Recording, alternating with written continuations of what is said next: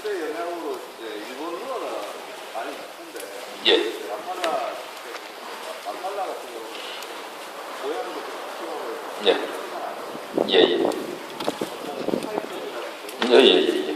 그러니까 우리가 조금 안타까운 게 일본하고 우리나라를 지금 자꾸 비교를 하게 되잖아요. 붙어 있다 보니까. 근데 일본은 배스낚시 역사가 꽤 길어요.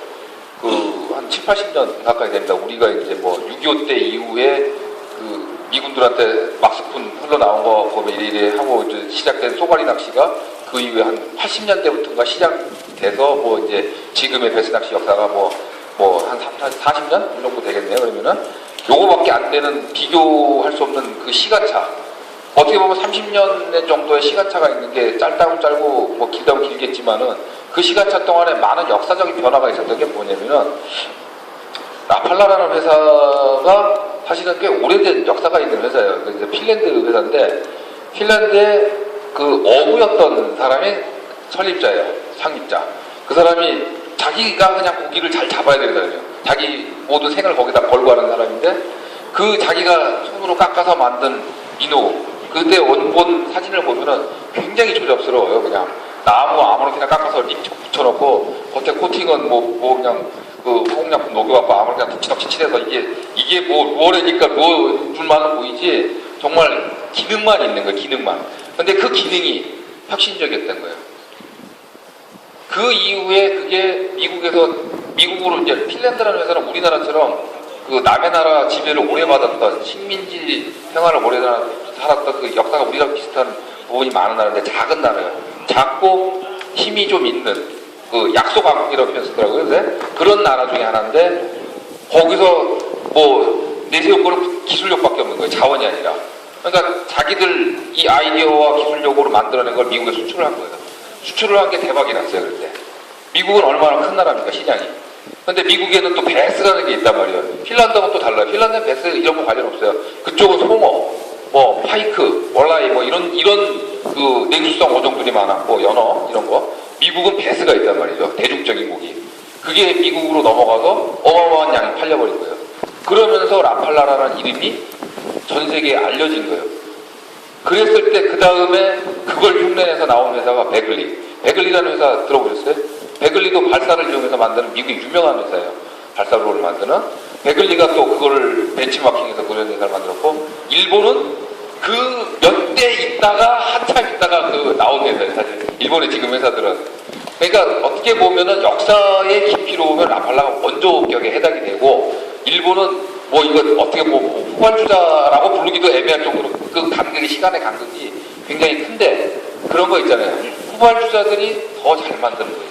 사실은 굉장히 잘 만들어요. 근데 우리 환경에서는 안 맞는 게 일단 가격이 너무 비쌉니다. 미끼를 하나에 2만 원 넘게 주고 산다는 건 저도 힘들어요. 주니까 쓰지만 누군가가 협찬을 해준다면 쓰겠지만 미끼라는 건 그래요. 미끼는 소모품입니다. 사실은 저도 그런 얘기 또 합니다. 그 소모품을 절대 아껴서는 안 된다. 또 굉장히 공격적으로 낚시를 해야 큰 베스를 많이 만날 수 있고 그 경험이 축적된 만큼 많은 베스들을 만들어낼 수가 있다. 뽑아낼 수가 있는데 그거에서 주저주저 해버리면 낚시 자체가 성립이 안 되기 때문에 조금은 우리가 공격적으로 나가야 된다라는 얘기를 하는데 그때 항상 얘기는 뭐냐 원적으로 하시더라고요. 근데 그 비싼 걸 어떻게 해?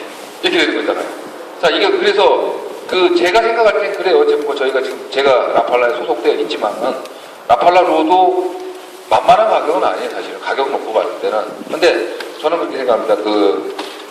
저 가끔 이제 바다 찌낚시도 갯바위 찌낚시도 가고 해요. 근데 갯바위 찌낚시 같은 거 아니면 떡붕어 낚시 같은 거 이제 학생들 수업 때문에 가게 되면 하면은 밑밥으로 하루 쓰게 되는 단가를 한번 뽑아봤어요. 기본 몇만 원은 써야 됩니다. 사실은 제대로 하려는 분들 전문가들하고 주로 움직여봤는데 그분들 가면요 밑밥을 안 아껴요.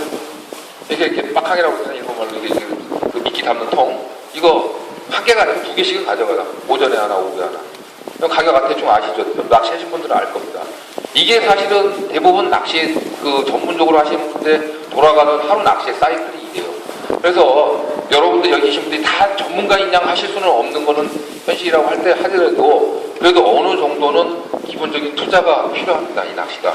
그래서 제가 항상 안타깝게 생각하는 건 뭐냐면은 제가 오늘도 선물로 드릴 만한 무언은 종류가 많아요. 도대체 뭘 드려야 될까?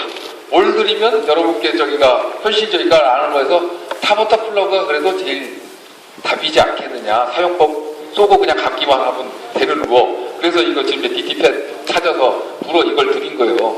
네, 바닥에 걸려서 뜯길 일은 없잖아요, 일단은. 네, 그리고 또 큰 고기 잘 나오고. 그렇죠. 제가 그냥 드린 거 아닙니다. 큰 고기 잡으시라고 드린 거예요. 사실은 숙제거리 고깃거리 드린 것 같아요, 지금. 근데 그거 지금 요즘은 조금 늦긴 했는데 한 5월부터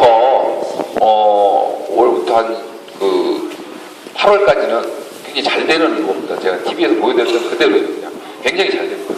그러니까 수초 가장자리에 안 걸리게만 잘 이렇게 끌어주시면은 그냥 확 끌고 들어갈 거예요.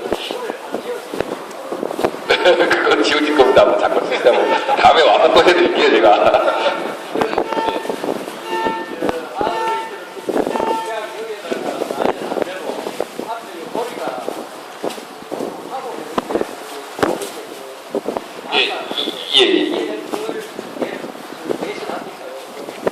제가 말씀을 드릴게요. 지금 이제 그 요즘에 그 미국이나 일본의 그 프로들은 저도 마찬가지고 앞에 스플릿링을 안 써요. 제거해버려요, 사실은. 제거하고 그것 대신에 스냅을 씁니다. 스냅을 쓰게 되면 이제 두 가지 강점이 있죠. 한 가지가 교체가 빠르다. 저 색깔 교체를 빨리빨리 하거든요. 뭐 TV에서 보셔서 아시는지 모르겠는데 그 똑같은 롤을 쓰면서도 색깔을 많이 바꿔봐요. 그날의 최적의 컬러를 찾으려고 반응을 한번 보는 거예요. 간을 보는 거죠, 한마디로. 그래서 더 세게 물어주고 더 적극적으로 덤비는 컬러를 더 이제 중점적으로 들어가게 되는 거고, 두 번째가 뭐냐면 스냅을 쓰면 액션이 우리 인간의 눈으로 구별할 수는 없어요. 근데 더 커져요.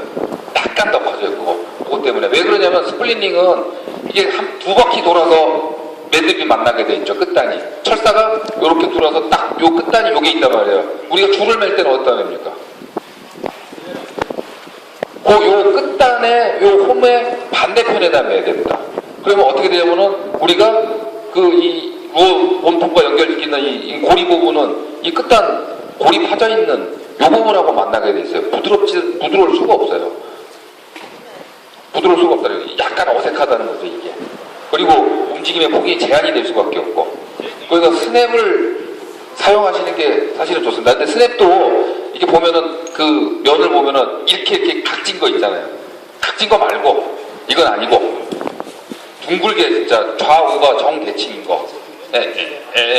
자, 동그랗게 이렇게 돼 있는 거. 이게 가장 이상적입니다. 그 고리에다 끼우지 마시고 사실은 바로 그 스플릿링 말고 이 고리에다 바로 연결을 넣어서 하시는 게 좋죠. 빼셔도 상관없습니다. 그렇죠. 액션이 훨씬 더 좋아지죠.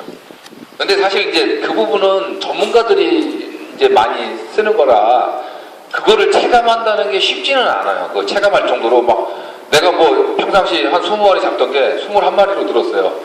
21마리나 20마리나 무슨 차이가 있겠습니까? 근데 토너먼터들은 그게 아니에요. 그 한 마리 죽고 살고 하는 거예요. 그 한 마리 때문에 순식간에 몇백만 원이 앉아서 날아가 버리는 거예요.